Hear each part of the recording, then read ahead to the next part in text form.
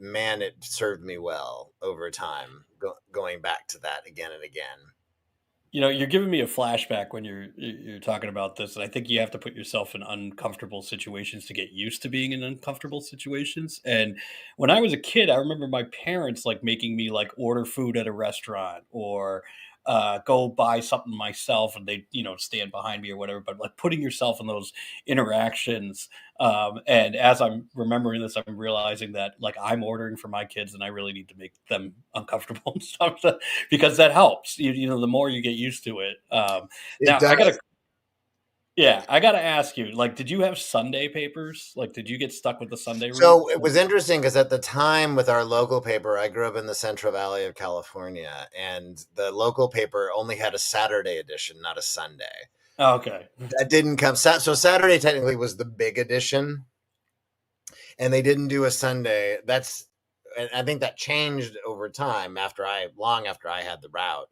But it was the Saturday edition was the big one, and we didn't have a Sunday paper. Yeah, because I can imagine if you had a Sunday paper, how much that would have weighed. At least Yeah, in no, there were growing up in even Boston. yeah, Yeah, the Boston Sunday Globe was literally probably a couple pounds. right. And this wasn't like, I mean, this was a small, circulation, a local paper in a small town in the Central Valley of California, and but Saturday still had a lot of inserts. It wasn't as big as like the Globe or the San Francisco Chronicle or New York Times or LA Times, but it was that was the biggest part. But that wasn't so bad. I think the first few weeks of trying to navigate the bike with the paper bag hanging in Yeah. the front, that was a little tricky. And luck, I don't remember falling. I think I might have tipped over, but I didn't hurt myself. But I got that down. But no, the Saturday paper was bigger, but not that big. Cool. So, you obviously aren't a paperboy forever.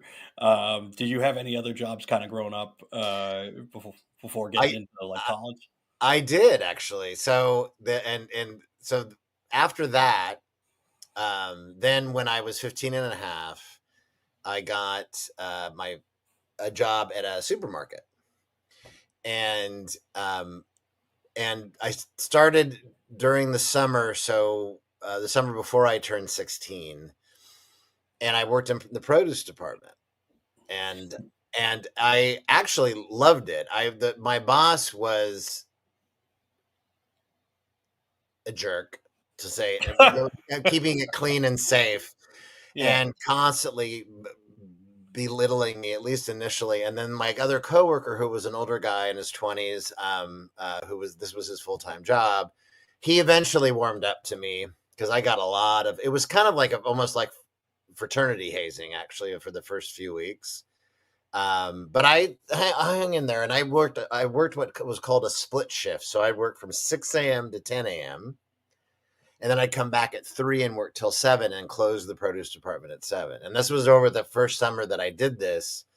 But after a while, that my colleague, the coworker, warmed up to me and became kind of protected me more. And then it was fine. And I really enjoyed the job. And that job, I learned a ton about produce, working in how a grocery store works, basically, and saved enough money over the course of a year working there. Because even during school, I would work part time a little bit there and do weekend shifts. Save enough money to buy my first car, which was a '72 El Camino, which I wish I still had, Wow. but I could have never